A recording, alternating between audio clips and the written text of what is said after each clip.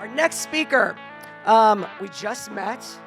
He was here early, and we caught up a little bit. I know that he's gearing up for a moth. Isn't that right?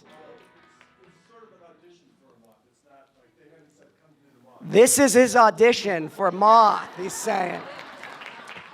And then he's gearing up for some big global thing. I won't ruin it if he wants to talk about it. But let's give a big Wilmette welcome to John Lietzau.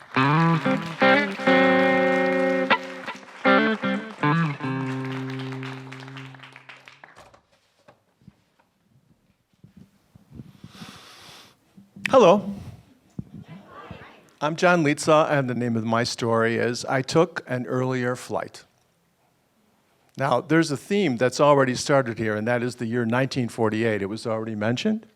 I'm going to mention it again because that was the year I was born. March 7th, 1948. I was born in a Salvation Army hospital for unwed mothers called Booth Memorial. It's about 10 miles straight that way.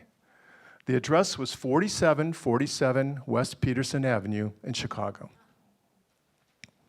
And what can I say? My parents brought me home, and they didn't even tell me that I was adopted until I was 12 years old. My dad comes up to me and he hands me the amended birth certificate, and in his inimitable style, leaves the room. So I take a look at it, and then my mom is sitting there and she goes, "Oh yeah, I met your birth mother." "Oh, you met my birth mother, huh? Well, where is she? What's she like? What's going on here? Is God mad at me or something?" You see, my family wasn't very good at answering questions. So, 9 years later, I marry my childhood sweetheart, Linda.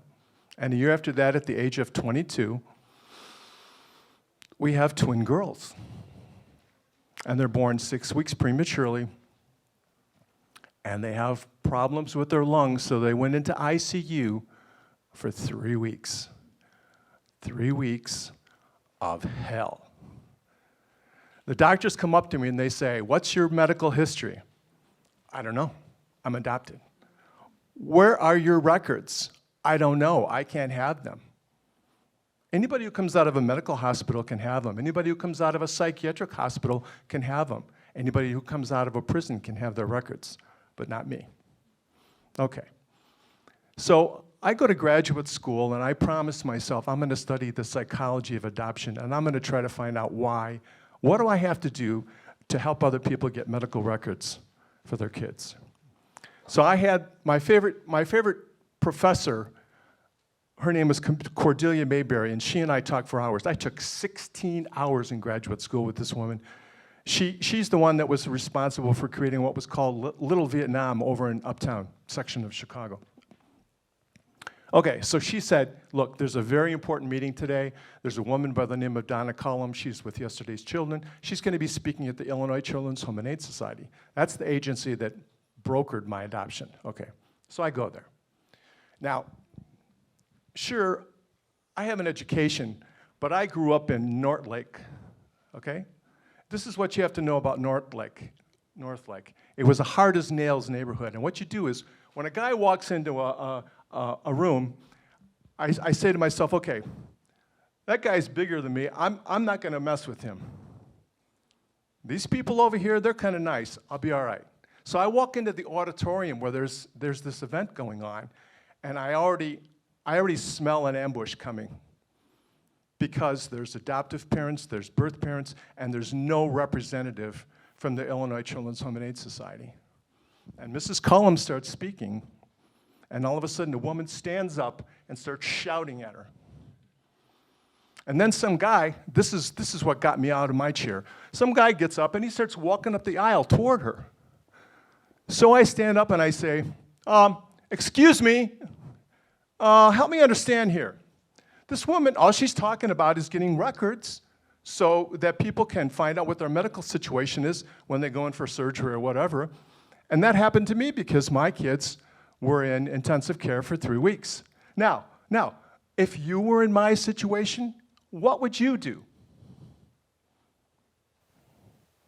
And the crowd fell silent.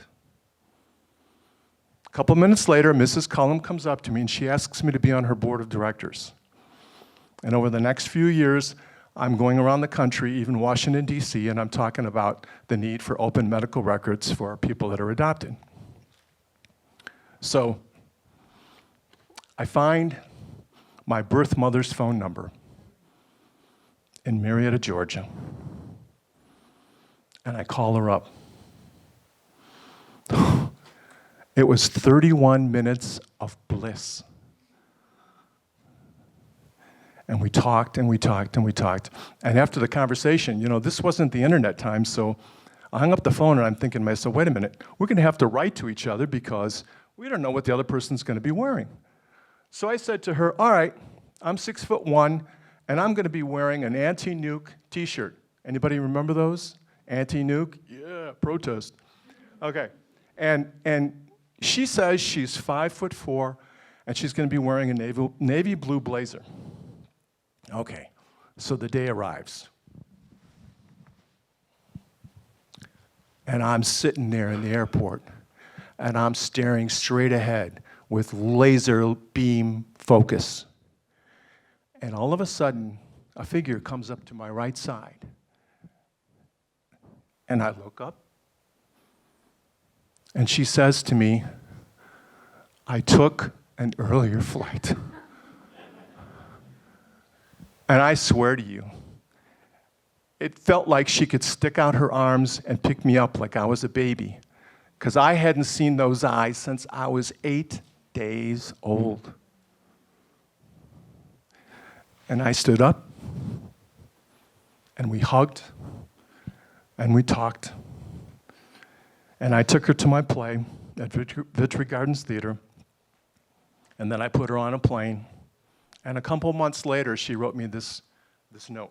She said, my dear, just a reminder that you've brought much joy into my life. The amazing part about our relationship is that we seem to have been on the same wavelength from the very first phone call. It is very important to me that I hold this relationship dear to my heart. My love for you is very great. Miriam died in 2005. Thank you very much. I'm John Lietzau.